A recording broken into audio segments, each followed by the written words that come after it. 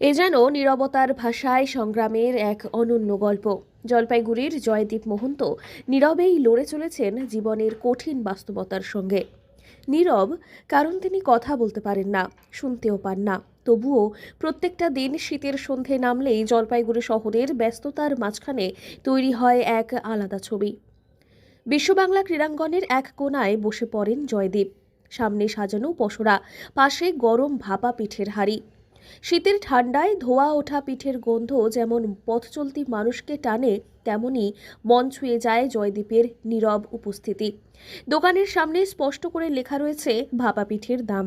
ক্রেতারা ইশারাতেই জানান কটা পিঠে চাই, আর সেই ইশারাতেই চলে সমস্ত লেনদেন। ছোটবেলা থেকে কথা বলতে পারে না। এতদিন তো ও যে যে কাজ পায় সেই কাজই করে। ও কাজের কোনো বাদদোষ নাই, ও যেটা পাবে সেটাই করে।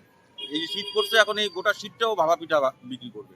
বিক্রি করে ওর সংসার চালায়। ওর ঘরে দুটা বোন আছে, ওরা তিন ভাই আর মা, বৃদ্ধ মা। এই সংসার ওর উপরেই মোটামুটি ডিপেন্ড। কি মনে হয়? এটা তো খুবই ভালো উদ্যোগ। আমি তো সবসময় বলি যে আজকে ওর মতন অনেকেই আছে, হয়তো কর্ম করতে পারবে তবু মানুষের কাছে হাত পাতে, কিন্তু ও কানে শোনে না, কথা বলতে পারে না, তবু কারো কাছে হাত পাতবে না। কোথাও কোনো অস্বস্তি নেই। মাঝে মাঝে তার ছোট ভাই এসে সাহায্য করে, তবে বেশিরভাগ সময় একাই জয়দীপকে সামলাতে হয় সবকিছু। স্থানীয় বাসিন্দা এবং নিয়মিত ক্রেতারা জানান, প্রতিবন্ধকতা কখনোই জয়দীপকে থামাতে পারেনি। তিনি কোনোদিন কারোর কাছে হাতও পাতেননি। কখনো শ্রমিকের কাজ, কখনো ছোটখাটো পেশার মধ্য দিয়েই জীবিকা নির্বাহ করেছেন। বর্তমানে শীতের মরশুম, ভাপা পিঠে বিক্রি তার পরিবারের একমাত্র আয়ের উৎস। জয়দীপের বাবা নেই। এই সামান্য আয় দিয়েই তিনি বৃদ্ধা মা, দুই বোন আর এক ভাইয়ের দায়িত্ব বহন করছেন। দাদা কি করে? কি দাদা হচ্ছে ভাবা পিঠা বানায়। ভাবি না, বাড়িতে কে কে আছে?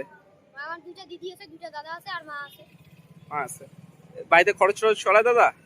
না, হ্যাঁ, সবাই মিলে মিলে দেয়। হয়ে যায়। কোন ক্লাসে পড়ো তুমি? আমি 7। আর দিদিরা কোন ক্লাসে পড়ে? দিদি হচ্ছে একটা দিদি কলেজ শেষ আর একটা দিদি বিয়ে হয়ে গেছে। বিয়ে হয়ে গেছে। এই দাদার সংসার চলে? না, সবাই মিলেই চলে। দাদাও দেয়। বাবা? বাবা নাই, বাবা হচ্ছে 2014 সালে মারা গেছে। দাদাকে সাহায্য করতে আসছো তুমি? হ্যাঁ। করো দাদাকে দোকানে সাহায্য করো তুমি? কি নাম তোমার? সাগর বাবু। দাদার নাম? তার জীবন সংগ্রাম চোখে আঙুল দিয়ে দেখিয়ে দেয় শারীরিক প্রতিবন্ধকতা নয়, মনোবলই মানুষের আসল শক্তি। কথা না বললেও, কানে শুনতে না পেলেও যে সম্মানের সঙ্গে বাঁচা যায়, সেই মানবিক বার্তাই নীরবে পৌঁছে দিচ্ছেন জলপাইগুড়ির জয়দীপ মহন্ত। জলপাইগুড়ির বিশ্ববাংলা ক্রীড়াঙ্গনের পাশে ইনি ভাপা পিঠা বিক্রি করেন। তার ভাপা পিঠার দাম মাত্র 10 টাকা। বিশেষত্ব হলো ইনি কানে শুনতে পারেন না এবং কথা বলতে পারেন না। যেই ক্রেতা আসে তাকে ইশারায় বলে এবং তারপরে তিনি তাকে কটা ভাপা পিঠার দরকার হয় সেই কটা তিনি তৈরি করে দেন।